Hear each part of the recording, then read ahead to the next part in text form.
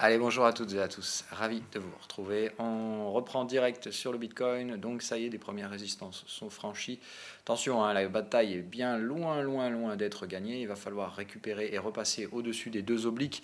Dans ce cas-là, ceci n'aurait été donc qu'un piège vendeur, donc comme anticipé dans le possible scénario qui est en cours de développement. Je vous rappelle que ce scénario est donc toujours purement spéculatif tant que on ne sort pas du niveau de validation. Donc tout ce qui se passe à l'intérieur, c'est ce qu'on a vu hier, est une black box. Donc considérez ça. Voilà, ce sera un nouveau truc, hein. Je trouve ça très intéressant, donc je vais le sauvegarder en preset. Voilà, donc ce sera le nouveau truc qu'on utilisera parce que je trouve que ça a un aspect pédagogique non négligeable. Voilà, tant qu'on est là-dedans, vous ne regardez pas ce qui se passe du Bitcoin, moi non plus. Voilà, tout ce qui se passe là-dedans ne m'intéresse pas du tout. Tant qu'on ne revient pas au-dessus des obliques, ça ne m'intéresse vraiment pas. Il faut qu'on les réintègre et puis il faudra qu'on casse une résistance derrière pour valider un quelconque sentiment de reprise haussière sur ce support. Pour l'instant, donc, il n'y a plus que deux options. Soit on revient chercher le bottom d'hier, c'est un stop, soit ça décolle enfin. Mais voilà, pour l'instant, on va regarder donc les bougies daily. Alors là, je vais supprimer la black box. Voilà. Donc regardez quand même, hein, la bougie d'hier, elle n'est pas franchement fameuse. La remontée d'aujourd'hui n'est pas non plus un signal haussier en l'état. Je vous l'ai dit, et dès hier, il faut absolument aujourd'hui une bougie qui clôture au-dessus du plus haut d'hier. C'est-à-dire que là maintenant, il y a un objectif obligatoire pour que ce scénario puisse perdurer dans le temps. Il faut aller faire une clôture au-dessus de 6621. Alors clôture pas obligatoirement, mais il faut au moins déjà réussir à passer au-dessus du plus haut d'hier pour neutraliser le chandelier baissier d'hier. Hein. Je vous rappelle, ça fait deux fois qu'on clôture sous le canal sous la médiane du canal daily. Donc en gros déjà hier c'est pas bon, hein, ce qu'on a eu. Il faut être clair et net. Si on regarde au niveau du momentum, on n'a plus un momentum survendu puisque la bougie qui a été survendue a été redébordée par une clôture franche sous son plus bas. Normalement, effectivement, ça déclenche cette pattern là qui est donc du momentum overload. Ça veut dire que là on surcharge le momentum, mais que malheureusement ça indique en général qu'on va aller plus bas ensuite. Pas nécessairement tout de suite. C'est-à-dire qu'en général cette pattern là elle ramène un peu vers les résistances, mais ce que ça suggère, c'est qu'on risque d'aller plus bas. Donc il faut être conscient vraiment que là, il va nous falloir une très grande force acheteuse visible sur les prix pour entériner le risque baissier qui, pour moi, reste quand même assez puissant à l'instant. Maintenant, il va de soi que d'un point de vue technique, on est toujours sur les mêmes schémas qu'on utilise pour soutenir ce scénario acheteur contre tendance, et encore une fois, je le rappelle, c'est simplement qu'on est bien à la fin d'une oscillation baissière. Ici, il n'y a que deux options. Soit on a un breakout baissier, pur, net, franc, sans bavure, soit au contraire, on a un marché qui se stabilise doucement sur ce niveau où on est supposé trouver un support. Donc hier, c'est pas grave d'être basculé dessous, même si on a maintenu la clôture et c'est pas très bon. Mais normalement, si on est dans le cadre du scénario, c'est-à-dire, normalement, notre cadre de scénario, c'est ça. C'est-à-dire qu'on trade normalement un triangle rectangle. Voilà. Si je ne prends que les clôtures, d'accord, bon, ça prend un peu la forme d'un biseau, mais en tout cas, les lignes sont alignées. Hein, voilà. Donc, ce qui est important, c'est de voir que donc, ce qu'on a fait hier, c'est pas catastrophique. Vous voyez que les clôtures ne se font pas dessous. C'est-à-dire que si je prends le marché, voilà ce que je veux vous imaginer, si je prends le marché sous cette forme-là, voilà. Sous cette forme-là, vous voyez qu'en fait, c'est pas cataclysmique ce qui s'est passé hier, loin de là. Hein. Voilà, on est juste dans ce cas-là venu chercher le bas de cette structure. Voilà. Donc c'est pas nécessairement dangereux ce qui s'est passé hier. Par contre, voilà, il ne faut pas aujourd'hui que la clôture se fasse évidemment en bas. Sinon là c'est game over. Je pense que c'est dans ce cas-là une structure de breakout. Et là, sans problème, je pense qu'on se dirige vers le bas du canal. Donc pour l'instant, voilà le schéma technique que j'ai. Donc pas une énorme nouveauté, mais là clairement, bon, les acheteurs hier n'ont pas vraiment été ultra présents. Hein. Bon, ils se sont montrés quand même au bout d'un moment pour freiner la baisse. Ça veut dire qu'il y a quand même des gens qui recherchent à acheter ce marché, mais il faut bien être conscient que pour l'instant, c'est pas franchement l'euphorie qui domine. Hein. Donc il va falloir retrouver un sentiment de neutralisation baissière dans un premier temps, puis commencer à franchir des résistances. Toujours pareil, on passe pas d'une tendance baissière à une tendance haussière. On avait la possibilité de le faire avec ce décalage acheteur-vendeur qu'on avait donc noté. On va aller, hop, le remettre. Donc on rebascule en 2 heures. Pour le daily, on en a fini. Je vais remettre. Et encore une fois, je rappelle, ça c'était un indicateur technique, absolument pas quelque chose qu'on trade. On ne peut pas trader qu'à partir de ça. Voilà. Et ce que vous voyez, c'est que la phase de distorsion de répartition des capitaux au sein des traders particuliers, où tout le monde vendait le support et plus personne ne l'achetait, voilà. Bon, on voit qu'on est revenu tester ce niveau. Maintenant, la grande question, c'est de savoir est-ce que ça, c'est juste un petit excès pour m'emmerder hier et on va effectivement valider le renversement haussier. L'option numéro 2, on a grillé toutes les cartouches au niveau du momentum. Sous la résistance, ça revend. Et ce soir, on va clôturer en bas et c'est terminé. Voilà. Donc je préfère être franc sur les tenants et aboutissants. Ce qui se passe pour l'instant n'est pas vraiment bon signe.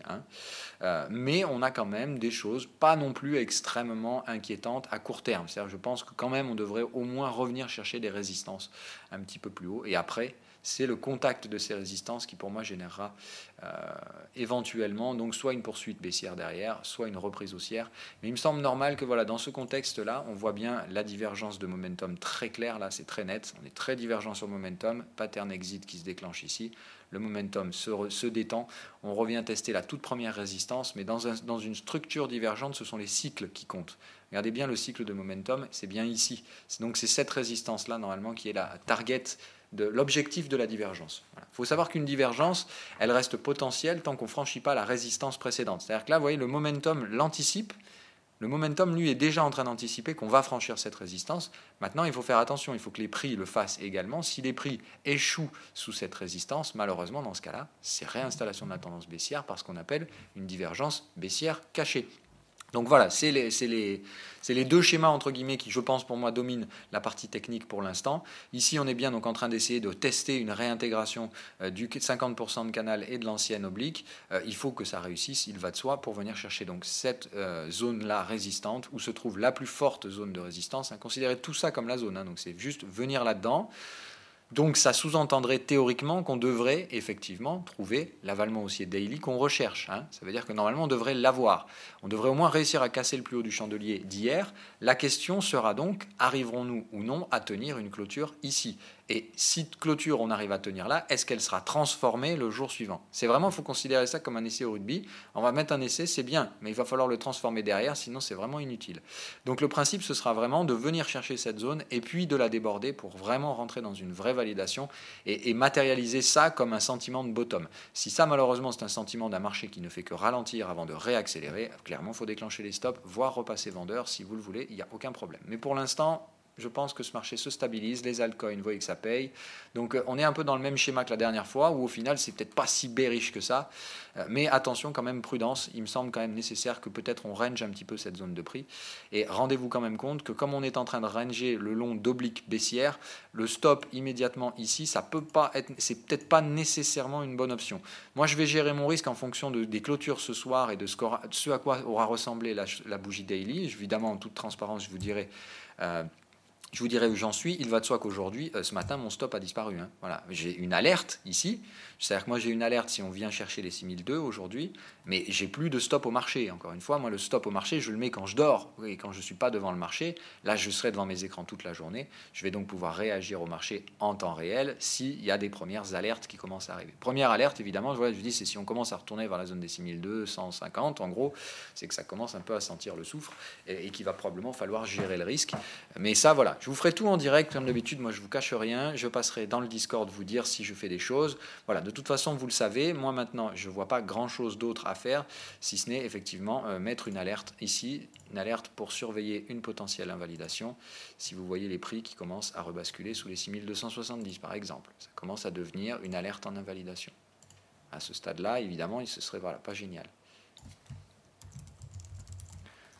Voilà. Ok, on remet donc comme tout à l'heure, black box, donc c'est-à-dire que là encore une fois, tout ce qui se passe là-dedans, on ne veut pas savoir. Voilà, encore une fois, biaisez-vous. Je sais que vous avez pour la plupart... C'est vraiment pour un aspect pédagogique, moi la black box, j'en ai pas besoin. C'est vraiment pour vous, je vais l'enlever moi, qu'on soit bien d'accord, mais pour vous, mettez-la. Et tout ce qui se passe là-dedans, il ne faut absolument pas que vous vous en occupiez. C'est pour vous apprendre la patience nécessaire dans tout scénario spéculatif. Parce que si vous regardez les bougies, puis commencez à vous dire « Non, mais là, les bougies commencent à être baissières » ou là, il y a des signaux vendeurs qui reviennent. Voilà, non, on s'en fout. Votre scénario, maintenant qu'il est rentré, pensez ce qu'on a dit hier, c'est Schrödinger box. Votre chat, il est dans la boîte. Maintenant, vous n'ouvrez la boîte que sous deux conditions, l'alerte baissière, l'alerte haussière. Entre les deux, vous ne regardez pas. Le chat est dans la boîte. Il est à la fois mort et vivant, vous n'en savez rien. Et vous ne cherchez pas à savoir surtout. Donc on ne fait pas les altcoins, mais clairement on comprend bien qu'aujourd'hui tout tourne encore autour de ce truc-là, savoir si donc on va retrouver un pump altcoin qui pourrait tirer le Bitcoin pour une raison X ou Y, ou enfin voilà, on ne sait pas. Mais quoi qu'il en soit, on travaille donc ce support. Hier c'est un échec pour les vendeurs, puisque la clôture ne se fait pas tout en bas, malgré le fait qu'on a quand même réussi à clôturer sous un niveau de support dynamique, donc ces obliques et compagnie. Donc la question c'est de savoir est-ce qu'on invalide ça aujourd'hui, ou bien est-ce qu'on continue dans la belle mécanique. Allez, terminé pour la partie Bitcoin, on s'intéresse direct aux indices. Alors on regarde sous une partie cash, hein, donc franchement hier encore une fois pas de cataclysme, hein, c'est Wall Street, c'est impressionnant. Bon voilà, ça va même probablement pas gaper aujourd'hui, donc bon faut pas, je pense pas qu'on soit dans un marché. Je pense qu'ils veulent tout acheter à Wall Street sans trop se poser de questions. Donc là vous voyez très clairement qu'il y a 2 supports identifiés. Celui-là ils sont déjà en train de le payer. Là maintenant, c'est-à-dire qu'on est venu le tester, ça a été payé. Sur le futur, on le voit bien, hein, voilà, c'est-à-dire que là, hop, voilà, ça vient chercher le niveau de support et ça paye. Donc la grande question pour moi, c'est de savoir si on va l'enfoncer aujourd'hui. Ce qui serait cool, ce serait qu'effectivement, donc aujourd'hui, on rouvre ici et que le cash enfonce directement le support qui a été donc prétesté par le futur. Ce serait bien qu'aujourd'hui, on ait quand même une journée un petit peu plus baissière que les misérables 0,40% de baisse d'hier. Là, il faut vraiment dire, ils se foutent de la gueule du monde, hein, après nous avoir enfilé des séances complètement débiles à Wall Street, lâcher 0,5% sur la Fed, alors que la Fed clairement a dit tout ce que le marché ne veut pas, hein. Il faut bien être clair, la Fed elle est passée à 2%, elle a dit qu'il y aurait, on va sur une 4e hausse de taux en décembre, c'est tout ce que le marché ne veut pas, hein. Voilà. C'est-à-dire que ce que la Fed a dit, c'est qu'en gros, mi-2019, on sera à 2,50. Hein, voilà. Donc moi je pense qu'il y a un problème, encore une fois, c'est pas normal, hein. À 2,50 ça commence sérieusement à couiner, déjà sur tout le secteur tech qui est quand même traîne un bon paquet de dettes derrière, donc il faut quand même être conscient de ça, hein. La charge de la dette augmente, ça ne devrait pas plaire à tous les secteurs, et notamment donc au secteur tech qui est le leader du marché actuellement. Alors, allez comprendre ça. C'est vraiment, de toute façon, je pense qu'aujourd'hui, tous les schémas habituels de marché sont complètement entérinés. C'est-à-dire qu'en fait, aujourd'hui, on fait l'inverse de ce qu'il faudrait faire. Dès qu'on devrait baisser, bon, allez, on baisse un tout petit peu. Dès qu'on devrait monter un peu, on monte toute balle haussière et puis on écrabouille la volate. Donc voilà, il y a vraiment un problème de pricing très net. Donc ça peut être 2 choses. Soit c'est complètement une complaisance débile qui va s'en prendre mais plein la gueule si ça retombe. Et je vous dis, pour moi, je vois un signal de vente, mais encore une fois, ça peut très bien commencer à vendre tout doux, et puis au final, ça accélère, et panique à bord, évidemment, tout le monde dégomme derrière. Moi, je pense que c'est ce qui va se produire. Maintenant, encore une fois, je n'ai pas la vision du futur, je ne sais pas, mais pour l'instant, il va de soi que les mecs lâchent rien, et tant qu'ils lâchent rien, il va falloir être très très prudent sur la phase spéculative. Ne surtout pas, et c'est ce qu'on a dit hier, tirer toutes vos cartouches ici, pensant que ça y est, c'est bon, cette fois on a gagné. Clairement, pour l'instant, rien n'est gagné, et cette très forte tenue acheteuse, c'est pas du tout intéressant en termes de signal, hein, voilà. Et ce à quoi il faudra vraiment faire attention, c'est qu'on n'ait pas un marché qui revienne ici, tester et rentrer marginalement dans la dump zone, d'accord, cette grosse dump zone là qu'on a ici. Moi, ce que je veux vraiment pas voir, c'est ça, hein, voilà. Considérez ça comme une dump zone. Enfin, c'est même pas considéré, c'est une dump zone. On a bien réagi sur la zone rouge, il ne faut pas rentrer dans la dump zone et revenir chercher la zone rouge. Si ça se produit, moi je passe haussier sur Wall Street. Enfin, en tout cas, je ne vends plus du tout Wall Street, hein. Voilà. Moi, ce que je veux, c'est effectivement, on commence à baisser, éventuellement ici on rebondit un peu, on rentre dans la dump zone et on la traverse. Si la dump zone, on vient, qu'on tergiverse dedans et qu'on ressort par le haut de la dump zone, c'est un signal acheteur. Ça veut dire qu'il n'y a pas de range, ça veut dire qu'il y a une tendance haussière. Dans ce cas-là, il ne faut pas être vendeur de ce marché, hein. Donc il faut bien être clair. Maintenant, mes prix de revient sont à peu près par là, je crois. Donc normalement, je devrais sans problème repasser sur des prix positifs à Wall Street. Maintenant, il faut juste être un petit peu patient pour l'instant. Donc vraiment, voilà, patience, la journée d'aujourd'hui sera intéressante. J'aimerais la voir être plus dynamique qu'hier, c'est-à-dire hier, moins 0,40. Je voudrais quand même aujourd'hui qu'on fasse un petit moins 1%, qu'on passe en tout cas, que du point haut au point bas aujourd'hui, on arrive à dépasser 1% de variation intraday, pour au moins montrer qu'il y a quand même quelques vendeurs, quoi, et que c'est pas juste, bon, il n'y a plus d'acheteurs, on revient, on fait des petits pullbacks tout doux. Voilà, je veux voir quand même un sentiment où il y a quand même des gens qui vendent à découvert. Après toutes ces phases de hausse, il faudrait vraiment qu'on ait quelque chose comme ça. Vous voyez, il faudrait que ça démarre comme ça doucement, mais qu'on ait des sentiments plus bears derrière. Si on commence à faire un truc comme ça, là, Non, voilà, franchement là ça ira pas du tout. Donc il faut voir des vendeurs à découvert. On est bien sur 3 phases de hausse consécutives. Normalement ici le rallye doit s'arrêter, on doit avoir une conso et normalement on doit commencer à remettre en question les supports non seulement de cette dernière phase de hausse, mais normalement on doit glisser sous le support de la dernière phase de hausse. Hein. Je vous rappelle, même en cas de correctif, normalement on devrait faire, dans le meilleur des cas en fait, ce que pourrait faire Wall Street si on respecte un schéma Elliotiste, ce serait effectivement venir là, casser juste légèrement ça, venir chercher très probablement le gap en dessous, hein, le clôturer et s'en servir de zone support, ici. Voilà. Normalement, dans un schéma haussier, voilà ce que Wall Street pourrait faire. Ce serait vraiment faire un schéma ABC en flat, c'est-à-dire on vient là, on se fait un A, B, C, et après on repart haussier. Là, effectivement, ce serait le meilleur scénario pour Wall Street. Okay. Pire que ça, ce serait même de faire un running flat, c'est-à-dire on vient là, on vient chercher le support ici, derrière, on va casser avec le point B, on fait un petit pullback en vague C et on repart toute balle haussière, c'est-à-dire ça consolide en montant. Là, c'est tout à fait possible hein, à Wall Street, c'est tout à fait envisageable. Maintenant, la grande question, comment on traite ça c'est une grande question. Moi, je pense que de toute façon, je reste vendeur pour l'instant. Je vais attendre de gérer mon risque sur les replis sur les supports. Éventuellement essayer de payer mes stops, mais là vu que j'ai pas vendu le sommet ça va être compliqué, donc j'attends, voilà, pour le moment j'attends, j'ai besoin de plus d'informations sur ce scénario là. Sur le VIX ça commence à prendre la direction que je veux quand même depuis le temps, donc voilà, hein, le VIX ça donne un double bear mais c'est parfait, je veux le voir sauter pour un signal acheteur, on est boule contre bear, je veux voir les bears se faire démonter la gueule aujourd'hui avec un VIX qui viendrait chercher j'espère la zone des 15. Avec un VIX à 15 normalement le S&P devrait nous faire une baisse effectivement proche des 1% de volatilité intraday. Après, on verra où se positionnera la clôture. Si évidemment on peut se démerder de clôturer tout en bas, ce serait quand même plus intéressant pour une poursuite du mouvement au sein des jours suivants. Pour l'instant, ça reste hautement spéculatif. Comme prévu, les taux sont en chute, sont en train de s'orienter timidement à la baisse.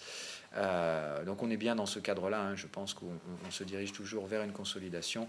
Là on a bien donc un break acheteur invalidé, c'était ce qui était recherché. On a donc ici la confirmation d'un signal vendeur, la formation d'une résistance très claire, donc ici résistance, tant que ça ne cède pas, je pense que les taux, ça se dirige au sud. Voilà. Donc, moi, c'est comme ça que je le joue, c'est comme ça que je le trade.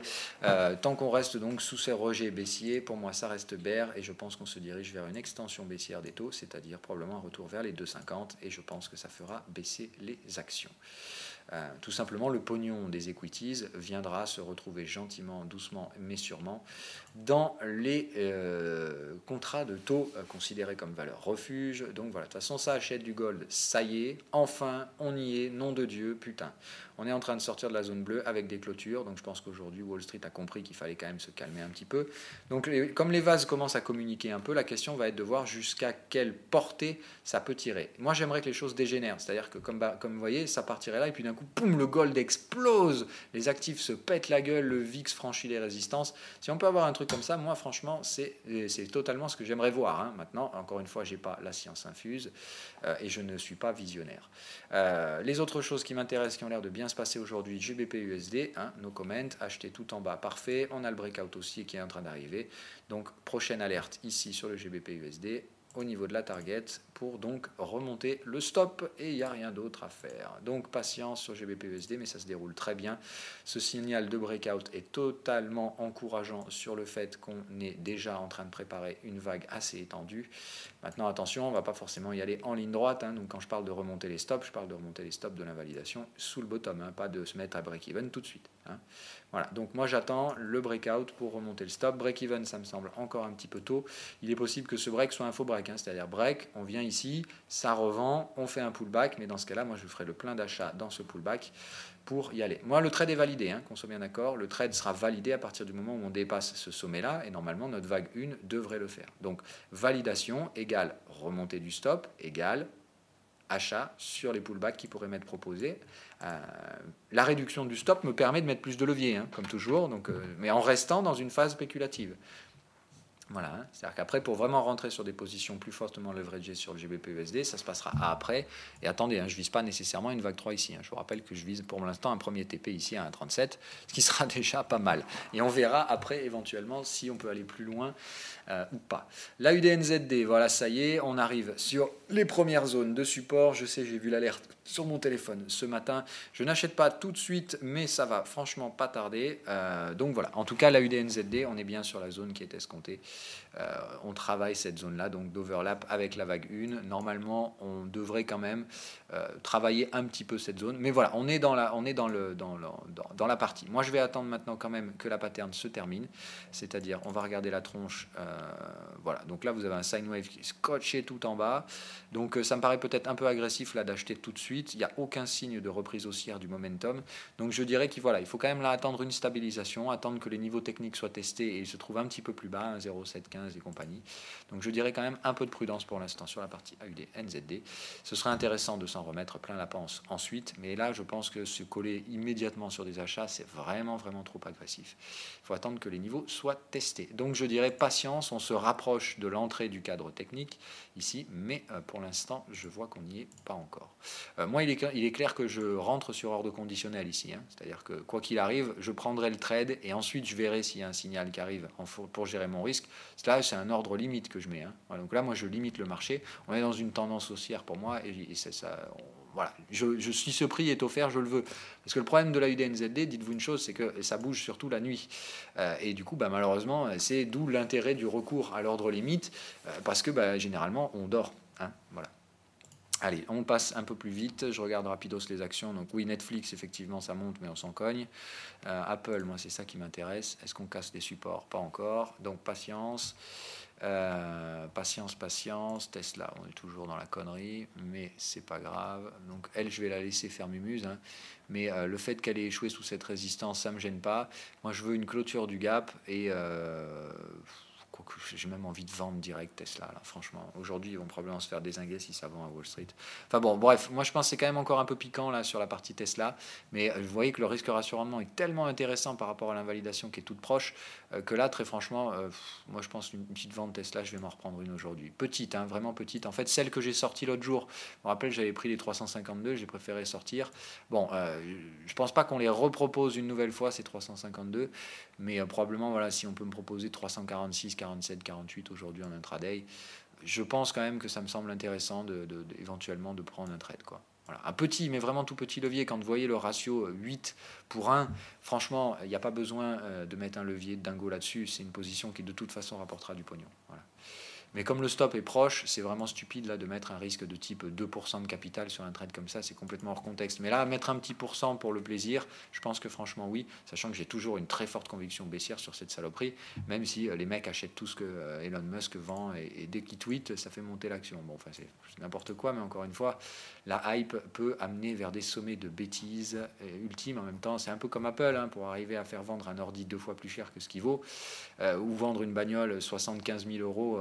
Il faut bien réussir à prendre les gens pour des cons, et malheureusement, ils sont très doués pour ça.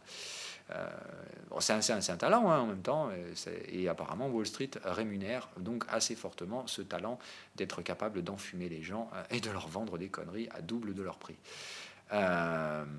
Mais encore une fois, on ne discute pas Wall Street.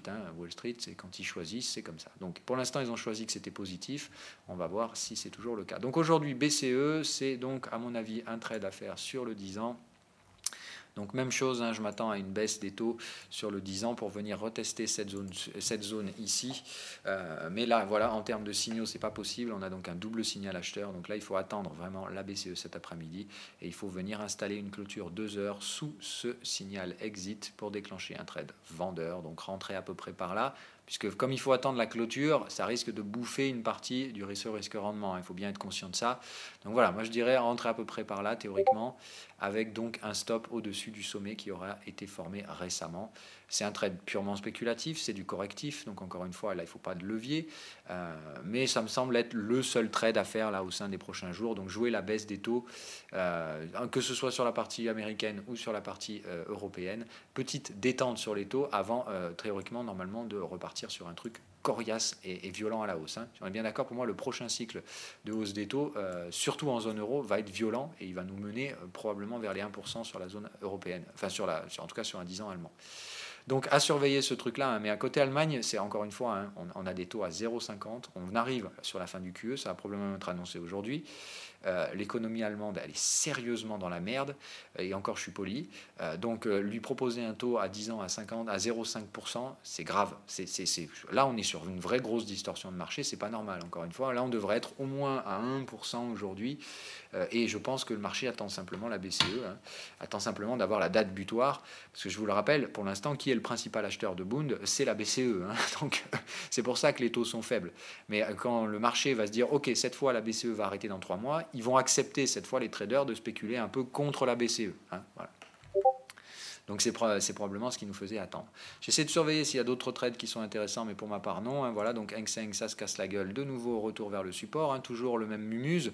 Donc vous voyez ce qui attend les marchés américains. Dites-vous que le jour où le Hang Seng arrive à faire une clôture sous le plus bas, hein, ici à chaque fois on n'y arrive pas, là si on y arrive, c'est game over et vous allez voir la tronche de Wall Street. Wall Street, ils vont commencer à passer, à passer carrément rouge sang le jour où le Hang Seng va commencer à saigner un peu plus. Hein, voilà. Donc moi je maintiens de toute façon tout ce que je vous ai dit. Côté equity, le jour où ça va partir, on sait qu'il y a un énorme trou d'air sous les pieds. Il faudra clairement pas s'amuser à récolter les gains dès qu'on aura fait 3% de baisse. Hein. Voilà, il faudra vraiment laisser courir tout ça très longtemps, pas forcément longtemps, mais en tout cas sur des espérances de gains assez importantes. Je vise toujours les mêmes choses. Hein. Un gold qui va chercher 1460, donc un gold qui prend 12%, des actions qui perdent 15%, des taux qui reviennent sur des supports assez intéressants, et puis derrière éventuellement on peut racheter tout ce petit monde. Mais bon voilà, bref, donc là les scénarios se passent bien. Vous savez, les derniers jours ça a été patience. Le marché me donnait tort tous les jours en grappillant quelques points. Voilà, là tous les scénarios sont en train de se déclencher. Donc le 10 ans US ça tombe comme escompté. L'euro yen ça tombe comme escompté. La UDNZD ça tombe comme escompté. Le GBP USD ça tombe comme escompté. Le gold ça monte comme attendu. Les indices tombent comme attendu. Donc voilà, on est dans les jours où effectivement là le compte est plutôt content de voir ce genre de journée. Maintenant pour l'instant je ne suis pas encore sur les positions leveragées. Hein. Voilà. Allez, bye bye, bonne journée et on se retrouve demain pour voir un peu donc ce que nous aura donné cette BCE. Et désolé, j'allais évidemment oublier de répondre à vos questions. Alors, les questions. Alors, c'est le top, une analyse du mini-crack. Ouais, bon, alors, oui, les autres commentent le lendemain, c'est vrai. Oui, mais encore une fois, c'est deux métiers différents. Mais il faut vraiment faire attention. Il ne faut pas critiquer nécessairement les autres. En tout cas, moi, je ne rentre pas dans ce jeu-là à critiquer bêtement ceux qui analysent après. C'est vrai, c'est deux métiers différents. Moi, je le maintiens depuis toujours. Je ne suis pas analyste, je suis trader. La différence, c'est que moi, évidemment, je vais avoir beaucoup plus souvent tort que eux, puisque moi, j'anticipe la guerre avant qu'elle se produise. Hein. Donc forcément, c'est beaucoup plus risqué comme jeu. Oui, alors j'imagine que Guillaume, tu parles du Bitcoin, et évidemment, bah oui.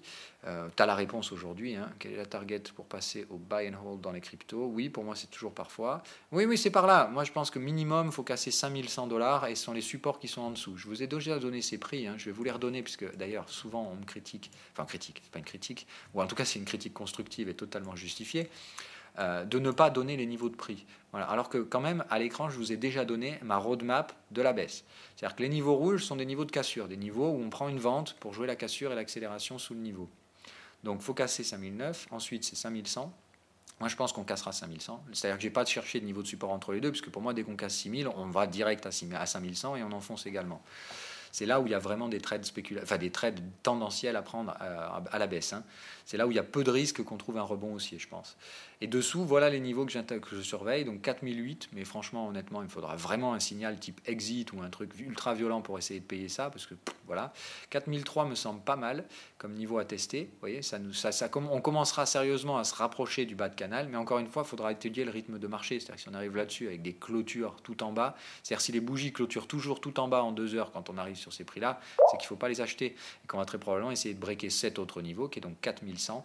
Et moi, je vous le dis honnêtement, là, ici, c'est là où j'achète les yeux fermés le Bitcoin. Entre 4100 et 3005, c'est là où je paye. Et donc, particulièrement, ces deux supports, 3009, 3007, tout ça, j'achète en limite. C'est-à-dire qu'on me propose ces prix, je les prends. Pas forcément avec tout le levier que j'ai prévu de mettre sur, enfin le levier, avec tout le cash que j'ai prévu de mettre sur les cryptos. Encore une fois, je vous le donne, j'ai prévu de mettre 10 000 balles dans les cryptos dans un premier temps. Je verrai après éventuellement. Mais voilà, prévu budget de 10 000 euros pour acheter du BTC et après je répartirai un peu ETH, IOTA et compagnie. Mais au début, je vais acheter que du BTC et évidemment, il va de soi que ici, là, entre 3008 et entre 3920 et 3770, ici déjà là, j'exécute 5 000 euros tout de suite. Voilà. Après, je juge. Si on peut aller plus bas, pourquoi pas. Mais ici, déjà, je prends au moins 5 000 euros direct en limite. Et après, on verra pour le reste. Mais ce prix-là, c'est sûr, je le prends. Voilà. Encore une fois, je vous le dis avant. Hein. Alors, il va de soi que si jamais c'est vraiment du gros n'importe quoi et qu'on enfonce tout, je ne vais pas non plus être stupide. Mais normalement, ces prix-là, je vais les prendre parce qu'on est sur la zone technique que je recherche, bas de canal, des supports et compagnie. Normalement, si on vient tester cette zone, il y aura de toute façon au moins un rebond haussier qui me permettra d'avoir un petit peu de visibilité, de savoir quel est le rapport de force. Enfin, quand on y sera, vous inquiétez pas, on aura le temps d'en parler. On n'y est toujours pas, et je vous rassure, je ne serais pas surpris qu'on fasse cette vague E, là, juste pour emmerder le monde et gagner du temps. Hein. Voilà. Je vous ai dit, pour moi, le bottom, probablement pendant l'été. Mais on est encore mi-juin, les gars. Hein. La fin de l'été, pour moi, c'est fin août. Ça veut dire que ça laisse encore 2 mois et demi où on peut très bien rester au-dessus des supports avant de faire un vrai sell-off qui démonte tout le monde. Voilà. Je vous rappelle que si on a regardé l'autre jour la structure des prix par rapport à 2014, qui reste toujours évidemment mon cadre technique, hein, enfin mon cadre technique, ma stratégie. Rappelez-vous qu'en 2014, on avait fait une structure de consolidation en ABC avant de faire la phase finale du crack. Je pense que là, on est en train de faire la même chose, mais sous une structure différente. C'est-à-dire qu'au lieu de faire ABC, nous là, on est en train de faire ABCDE, et éventuellement, après, on va faire la phase finale du crack. Mais je pense qu'on est toujours dans cette structure consolidante et qu'il est tout à fait probable qu'on ait une nouvelle aspiration haussière avant de s'attaquer à la phase verticale qui terminera probablement le crack. Et plus on va latéraliser, plus ça ouvrira des targets baissières. Et peut-être que dans ce cas-là, c'est peut-être que les 3000 et 2007 qui m'intéresseront pour acheter. Ok ? Voilà. Donc je pense que j'ai répondu à ta question. On continue. Merci Phil pour ton esprit Giver. Alors ça, je ne sais pas. Ok. Alors, je vais faire mon gros noob que je suis, mais je n'arrive pas à comprendre comment les prix peuvent monter s'il y a beaucoup de vendeurs, comme sur le PTC et sur le SPX. C'est tout simple, en fait, Meta.com. C'est-à-dire qu'il faut faire attention. Il y a 2 variables. Il y a le nombre de vendeurs et il y a le montant qu'ils exécutent, les volumes qu'ils représentent. En fait, tu peux avoir 90% de vendeurs dans un marché. Il suffit qu'il y ait 10% d'acheteurs qui aient 10 fois plus de capitaux qu'eux et le prix ne bouge pas. C'est aussi simple que ça. C'est bien une exécution de volume qui réalise derrière, et oublier la partie volume dans le marché, c'est malheureusement une grosse erreur. Voilà. Donc j'espère avoir répondu à ta question. Sur le money management, il semble que tu as testé plusieurs méthodes. Que penses-tu de celle d'encaisser 50% dès que l'actif a une progression équivalente au niveau du stop loss? Cela risque pas de baisser la confiance de nos trades? Non, absolument pas. Alors après, moi je vous ai dit, au début, ayez un money management simple. Ne vous complexifiez pas la tâche, c'est pas utile. Il vaut mieux rester sur des règles toutes simples. C'est après, quand vous gagnez en expérience, que vous pouvez gagner en précision et également en agressivité, que vous pouvez vous permettre d'avoir ce que j'appelle un money management modulé. C'est ce que moi je fais. J'ai plusieurs money management et je les applique en fonction du sentiment que j'ai sur ce marché et de l'agressivité que je veux sur mon signal de trading. Donc ça, vous ne pouvez pas encore le faire. Je pense qu'il faut vraiment que vous restiez simple, que vous choisissiez un money management dans lequel vous trouvez votre psychologie, dans lequel vous ne générez pas de stress avec votre psychologie. Tout simplement, si vous avez du mal avec le risque, sécurisez rapidement vos trades, payez votre stop et puis passez à un autre trade. Ça vous apprendra à laisser courir les gains. Ça, il faut vraiment apprendre à faire ça, c'est important.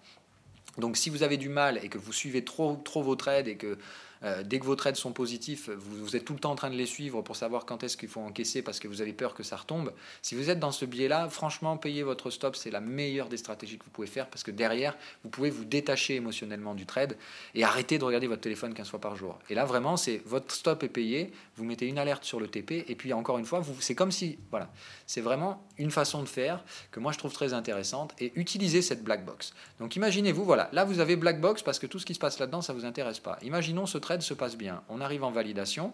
Ok. Donc, qu'est-ce que vous faites? Vous avez payé. Vous êtes un trader à très faible risque. Enfin, très faible risque. Vous n'aimez pas le risque. Le risque génère du stress chez vous parce que vous êtes débutant et c'est normal, encore une fois.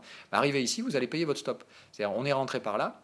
Vous allez payer votre stop qui doit rester pour l'instant par là, enfin, qui devrait rester par là. Vous payez. Vous calculez le montant de la position qu'il faut sortir.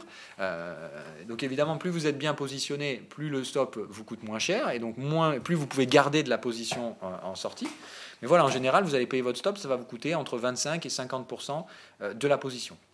Mais l'avantage, c'est qu'en fait, une fois que vous êtes sorti de la black box Bah, écoutez, si votre TP1 il est là, comme c'est le cas pour nous sur le Bitcoin, sur ce scénario-là, sur ce scénario, alors je dis nous, encore une fois, c'est un abus de langage. Voilà ce qu'il y a. En fait, ce qu'il faudra faire ensuite, c'est ça. C'est-à-dire qu'après, c'est votre stop, il est là, il est payé, il est ici. Votre target, elle est là, vous me foutez une black box. Vous ne regardez pas ce qui se passe. Tant que le prix ne vient pas chercher l'invalidation, ça ne vous intéresse pas. Tant que le prix ne vient pas chercher la target, ça ne vous intéresse pas. Faites ça si vous avez du mal. Black box. Et vous me foutez une alerte là-haut. Alors, pas tout à fait sur le niveau de prix, mais vous mettez une alerte un peu avant. Vous mettez une alerte, par exemple, si la target c'est 7622, vous mettez une alerte à 7450. Comme ça, vous êtes alerté que le scénario se déroule bien et qu'on se rapproche de votre target. Quand on se rapproche de la target, vous venez là supprimer votre black box. Ok ? Donc, je pense, encore une fois, c'est purement un biais. Le but, c'est de biaiser votre cerveau et de vous permettre de réussir à faire une chose que votre cerveau vous empêche de faire normalement, puisque ce stress vous oblige à regarder votre téléphone 15 fois par jour, ceci, cela, alors qu'en fait, il ne faut pas. Voilà. Donc, auto-biaisez-vous à ne pas rentrer dans ces biais négatifs. On continue. Alors, puis deux questions. Alors, quand on a un signal bear confirmé H2, mais en daily, on voit que l'oscillateur sine wave a encore de la place pour aller dans sa zone de renversement. Doit-on pondérer le signal H2? Alors, il faut que tu regardes la nature du signal H2. C'est important. C'est-à-dire que le fait que ton oscillateur en daily soit dans la zone de retournement potentiel, c'est un très bon signe.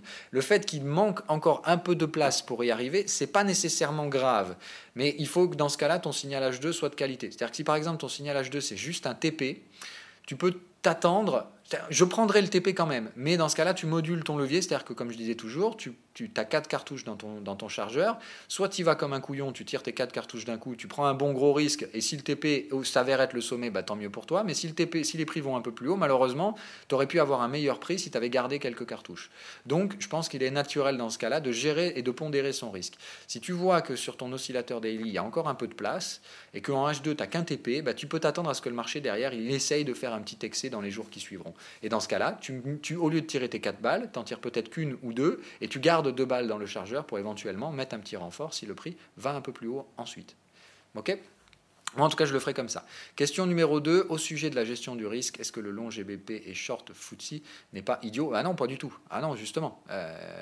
Ils sont corrélés, justement, mais encore une fois, faites attention avec les corrélations. La corrélation, c'est jamais quelque chose qui va toujours dans le même sens. Une corrélation, c'est aussi quelque chose qui oscille. C'est-à-dire que la corrélation, elle est tantôt positive, tantôt négative, tantôt positive, tantôt négative. Moi, je pense qu'aujourd'hui, la hausse du GBP-USD, elle va pénaliser le FTSE et qu'elle va faire qu'il va se péter la gueule encore plus vite que les autres. Mais c'est parce qu'on va rentrer dans une phase de corrélation inverse. Maintenant, encore une fois, ça, on pourra faire une vidéo là-dessus. Les corrélations, c'est extrêmement complexe à comprendre. Je pense qu'en tant que trader, si vous débutez un peu dans le trading, vous attaquez à la corrélation, c'est pas franchement là que vous devez dépenser votre énergie. Concentrez-vous sur l'essentiel, c'est encore une fois ce dont on parlait hier.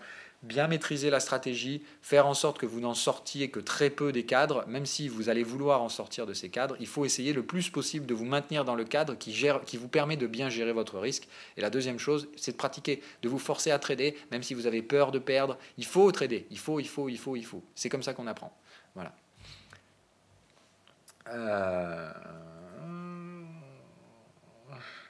Alors l'USD et dollar haussier par rapport à l'euro, ouais, mais là franchement, comme on a la semaine de banque centrale, moi je préfère rester hors de l'euro-doll, même si c'est là où il y aura de la volatilité probablement entre hier et aujourd'hui, mais honnêtement moi je préfère rester à côté parce que ça sent plus le marché qui va être un peu manipulé, plus que le marché qui va être tradé. Donc je préfère faire gaffe à ne pas être là-dessus. Alors voilà, fais attention, toi aussi, tu es dans un schéma de corrélation. Rappelez-vous bien une chose, le marché n'est jamais identique. Hein. Toutes les corrélations sont faites pour être inversées par moment. Donc voilà, ne prenez jamais ces corrélations comme des choses acquises. Rien n'est jamais acquis dans le marché. Okay. Alors l'indice de matières premières, oui effectivement, c'est vrai, ça peut être intéressant. On va le faire une analyse. C'est vrai que j'en entends parler plusieurs fois. Moi je ne le suis pas, mais il va de soi qu'on devrait peut-être le faire. Est-ce que je vais pas même me l'ajouter? Ouais, je pense que je vais l'ajouter ici. Donc on va le mettre dans la watchlist parce que c'est vrai qu'il est quand même intéressant à regarder celui-là. Donc on va prendre l'indice Reuters effectivement. On va aller le mettre à côté des Como. Voilà. Alors qu'est-ce qu'il nous dit l'indice des Como? Ouais, putain, bon, voilà, quand tu vois ça, ça donne pas envie d'acheter, quoi. Tu vois, ça prend des profits et c'est tout de suite de nouveaux bears, ça latéralise. On vient essayer de chercher un overlap. Tu vois bien une vague 1, une vague 2, une vague 3 de taille équivalente. Qu'est-ce que ça veut dire selon toi? Ça s'annonce une vague 5, ça. Hein. Par contre, il faut venir chercher un overlap. C'est-à-dire, je pense qu'il y a quand même un petit hop. Tu vois, et dans ce cas-là, ça fait A avec 1, 2, 3, 4, 5, vague A. Là, on est en train de consolider en B. Je pense qu'il y a un petit push haussier qui devrait venir. Et là, tu refais un ABC. Tu viens chercher le domaine de la vague 1, ici, ça vend. Et bam! Vague 5 étendue. Donc, tu connais le tempo. Tu prends ça. Tu fous 1,618 d'extension minimum. Donc, on va spéculer quand même sur le fait qu'il y aura l'overlap. Hop, tu viens là et tu mets target de vague 5 étendu. C'est 161, 200%. Ça veut dire quoi? Ça veut dire, là, théoriquement, tu prends ton pétrole, tu le ramènes sur les niveaux de mars. Voilà. Donc ça ramène un peu plus bas. Il n'y a pas que le pétrole hein, dans l'indice Como, mais là, théoriquement, ça le tire bien au sud. Hein. Voilà. Là, ça annonce un truc bien moche sur les Como. Donc, encore une fois, probablement des baisses sur les indices. Hein. faut pas y aller par quatre chemins. Hein. Voilà. Alors, 30e minute, SP, on est rentré dans le range par le nord, donc on va sortir par le sud. Dans l'effet statistique, ce n'est vrai qu'à 54%. Ah, ok, alors non, je ne suis pas d'accord. Des 54%, non. Quand tu fais un range à plat, la probabilité de sortir dans le sens de la tendance, enfin dans le même sens que l'entrée dans le range, pour moi, de mémoire, c'est 65%, et je crois même que c'est presque 70%. Alors, à vérifier, encore une fois, ça, il faut demander aux chartistes et aux analystes, c'est leur job de retenir ce genre de truc. Moi, tout ce que je sais, c'est que c'est une pattern qui procure des gains, et je m'en fous de savoir du pourcentage. Quand je l'ai, j'utilise cette donnée-là. Mais encore une fois, après, pas de signaux, pas de trade. Hein. Si je vends le S&P, c'est parce qu'on est sous ces résistances, parce qu'il y a des signaux et point barre. C'est tout. Hein. S'il n'y aurait pas de signaux, pas de trade.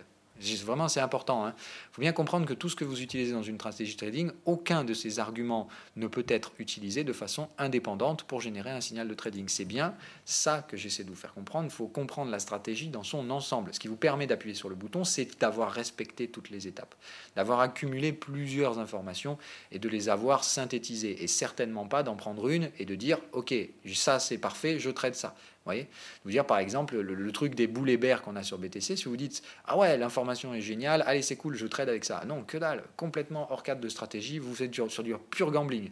Donc voilà, hein, j'espère que vous avez bien compris ce schéma-là. Je vous le répète systématiquement, c'est presque du bourrage de crâne, mais c'est comme ça que les choses rentrent. Hein, voilà, en répétant. Allez, bref, je vous souhaite une bonne journée. On se retrouve donc demain.